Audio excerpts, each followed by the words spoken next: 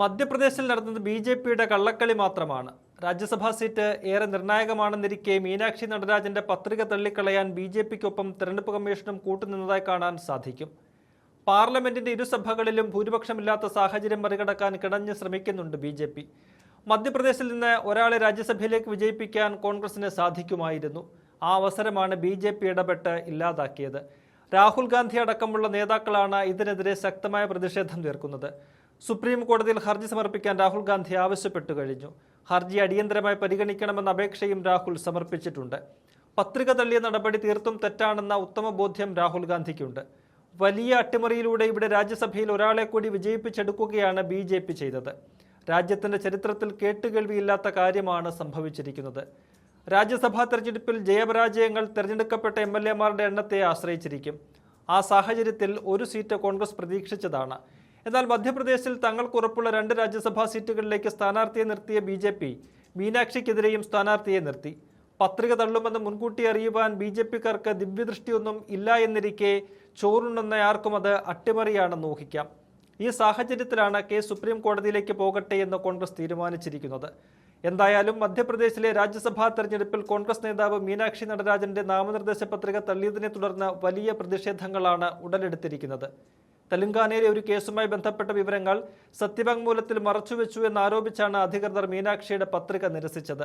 എന്നാൽ ഈ നടപടി ബി.ജെ.പിയുടെ രാഷ്ട്രീയ ഗൂഢാലോചനയുടെ ഭാഗമാണെന്നും തനിക്കെതിരെ ക്രിമിനൽ കേസുകളൊന്നുമില്ലെന്നും മീനാക്ഷി മാധ്യമങ്ങൾക്ക് മുമ്പിലെത്തി സാക്ഷ്യപ്പെടുത്തി.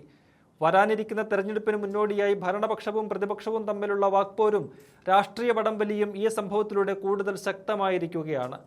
മധ്യപ്രദേശിലെ നിലവിലെ രാഷ്ട്രീയ സാഹചര്യവും ജനാധിപത്യ മൂല്യങ്ങളെക്കുറിച്ചുള്ള നേതാക്കളുടെ വ്യത്യസ്തമായ കാഴ്ചപ്പാടുകളുമാണ് ഈ സംഭവത്തിലൂടെ വ്യക്തമാകുന്നതെന്ന് രാഷ്ട്രീയ നിരീക്ഷകർ ചൂണ്ടിക്കാട്ടുന്നു. മധ്യപ്രദേശിലെ രാജ്യസഭാ തെരഞ്ഞെടുപ്പ് പ്രക്രിയയിൽ ബി.ജെ.പി കൃത്രിമം കാണിച്ചതായും മീനാക്ഷി നടരാജൻ ചൊവ്വാഴ്ച മാധ്യമങ്ങളോട് പറഞ്ഞു. മധ്യപ്രദേശ് നിയമസഭയിൽ ആവശ്യമായ അംഗബലം ഇല്ലാതിരുന്നിട്ടും ബി.ജെ.പി മൂന്നാമതൊരു രാജ്യസഭാ സ്ഥാനാർത്ഥിയെ രംഗത്തിറക്കിയതോടെയാണ് വിവാദങ്ങൾ ആരംഭിച്ചതെന്ന് മാധ്യമങ്ങളെ അഭിസംബോധന ചെയ്തുകൊണ്ട് മീനാക്ഷി പറഞ്ഞു. ക്രോസ് വോട്ടിങ്ങിലൂടെയും രാഷ്ട്രീയ കൂറുമാറ്റത്തിലൂടെയും വിജയമുറപ്പിക്കാമെന്നാണ് ഭരണകക്ഷി ആദ്യം കരുതിയതെന്നും എന്നാൽ കോൺഗ്രസിന്റെ ഐക്യം തകർക്കാൻ കഴിയാതെ വന്നപ്പോൾ അവർ തന്ത്രം മാറ്റുകയായിരുന്നുവെന്നും മീനാക്ഷി ചൂണ്ടിക്കാട്ടി. ഇത് ശരിവയ്ക്കുന്ന രാഹുൽ ഗാന്ധി അത് സാധൂകരിക്കുന്ന ചില തെളിവുകൾ കൂടി കോടതിയിൽ സമർപ്പിക്കുന്നുണ്ട്.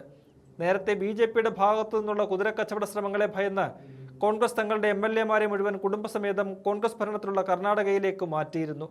മുൻ എം.പിയും രാഹുൽ ഗാന്ധിയുടെ വിശ്വസ്തയുമായ മീനാക്ഷി നടരാജനെയാണ് കോൺഗ്രസ് മധ്യപ്രദേശിൽ നിന്ന് രാജ്യസഭയിലേക്ക് മത്സരിപ്പിച്ചത്.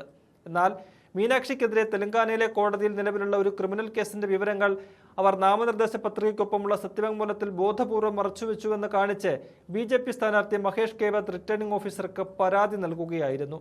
തെരഞ്ഞെടുപ്പിൽ ബി.ജെ.പി എം.എൽ.എമാരെ വിലക്കെടുക്കുവാൻ ശ്രമിക്കുന്നുവെന്ന ഗുരുതരമായ ആരോപണവുമായി കോൺഗ്രസ് നേതൃത്വം രംഗത്തെത്തിയിരുന്നു.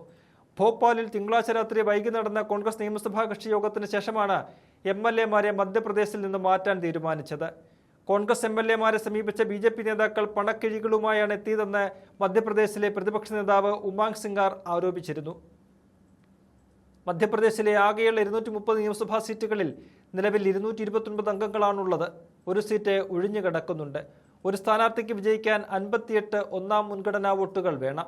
ബി.ജെ.പിക്ക് നിയമസഭയിലാകെ 164 എം.എൽ.എമാരുണ്ട്. ഇതനുസരിച്ച് 2 സീറ്റുകളിൽ ബി.ജെ.പിക്ക് സുഖമായി ജയിക്കാം. അതുകഴിഞ്ഞാൽ ബി.ജെ.പിക്ക് 48 അധിക വോട്ടുകളുണ്ട്. മൂന്നാമതൊരു സീറ്റ് കൂടി പിടിക്കാൻ ബി.ജെ.പിക്ക് 10 വോട്ടുകളുടെ കുറവാണുള്ളത്. അതേസമയം 62 കോൺഗ്രസിന്റെ അംഗബലം. ഒരു സീറ്റിൽ ജയിക്കാൻ ആവശ്യമായ 58 വോട്ടുകളേക്കാൾ 4 വോട്ടുകൾ കോൺഗ്രസിന് അധികമുണ്ടായിരുന്നു. ഈ വോട്ടുകൾ മറിക്കാനുള്ള ശ്രമങ്ങളാണ് ബി.ജെ.പി ആദ്യം നടത്തിയത്. അതേൽക്കാതെ വന്നതോടെയാണ് റിട്ടേണിംഗ് ഓഫീസറെ സ്വാധീനിച്ച് കോൺഗ്രസ് സ്ഥാനാർത്ഥിയുടെ പട്ടിക തള്ളിക്കളയാൻ ബി.ജെ.പിക്ക് സാധിച്ചത്.